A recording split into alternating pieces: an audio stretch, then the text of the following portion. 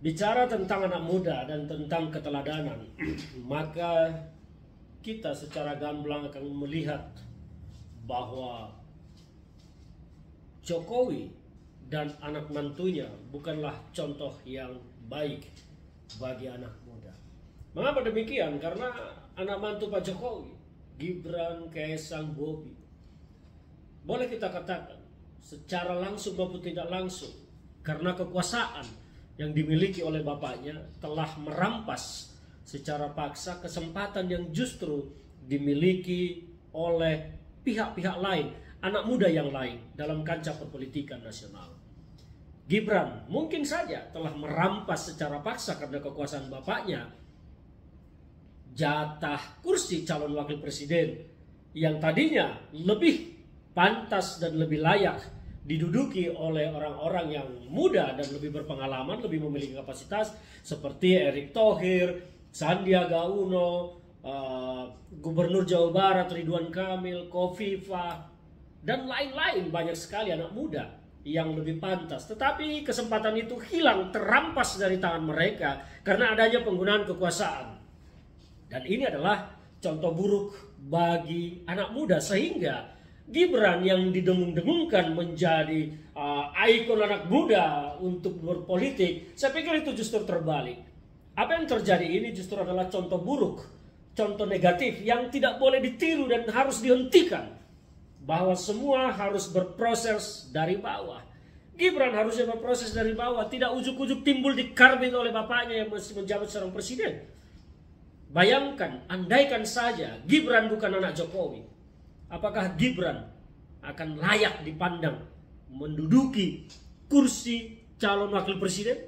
Saya pikir tidak pantas dan sangat tidak pantas. Bukan hanya sekedar tidak pantas, tetapi sangat tidak pantas. Karena apa?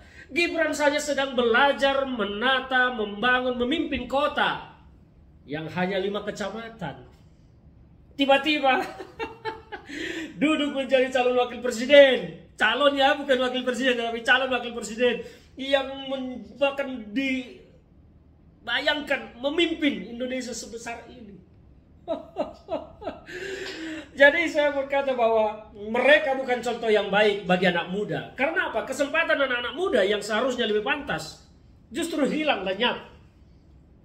Dirampas secara paksa melalui rekayasa hukum. Sehingga paman Gibran, yaitu Anwar Usman, Ketua Mahkamah Konstitusi, diberhentikan dari jabatannya sebagai Ketua MK karena melanggar kode etik. Terindikasi Anwar Usman yang sangat aktif mengajak hakim yang lain untuk memutuskan seperti putusan sekarang. Andaikan di situ tidak ada Anwar Usman yang ipar Pak Jokowi, paman Gibran, apakah keputusannya akan begitu? Saya pikir tidak.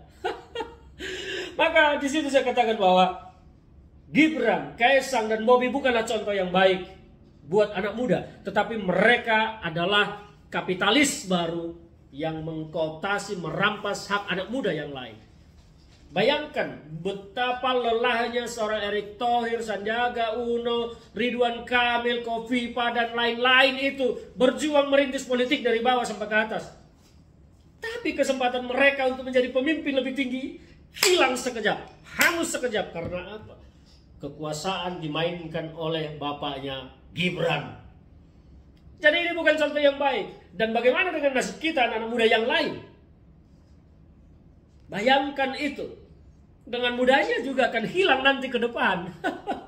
Kesempatan kalian anak-anak muda, kesempatan saya sebagai anak muda masih hilang. Ketika nanti Jan Etes umur 20 tahun, 25 tahun, mungkin akan merampas hak kita lagi. Ya inilah yang saya bilang bahwa ketika ada yang mendengung-dengungkan bahwa Gibran adalah mewakili anak muda dalam percaturan politik nasional, Kaesang, Bobi, saya harus katakan tidak. Mereka justru merampas, mencuri kesempatan anak-anak muda yang lebih pantas, yang sudah meniti karir jauh dari bawah naik ke atas. Tapi hilang karena kekuasaan yang dimiliki oleh bapaknya, yaitu Joko Widodo, yang saat ini masih menjabat sebagai presiden. Ini tidak boleh terulang. Sehingga anak muda harus berpikir jernih. Jangan kamu serahkan mahkotamu kepada orang-orang yang ingin mencurinya. Jangan serahkan masa depanmu kepada orang-orang yang ingin menutup masa depanmu.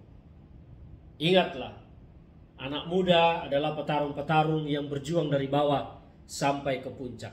Bukan yang diberikan karpet merah tiba-tiba menjadi berhala waru. Anak muda harus sadar ini, jangan mau dibohongi oleh narasi-narasi yang tidak benar. Kesempatanmu telah dirampas. Ambil itu kembali. Buktikan bahwa 2024 kesempatanmu itu tidak hilang. 2029, 2034 kesempatan anak muda tidak hilang. Karena dicuri oleh anak-anak muda yang memanfaatkan fasilitas bapaknya sebagai seorang presiden. Mau melawan itu? Ayo berdiri bersama saya.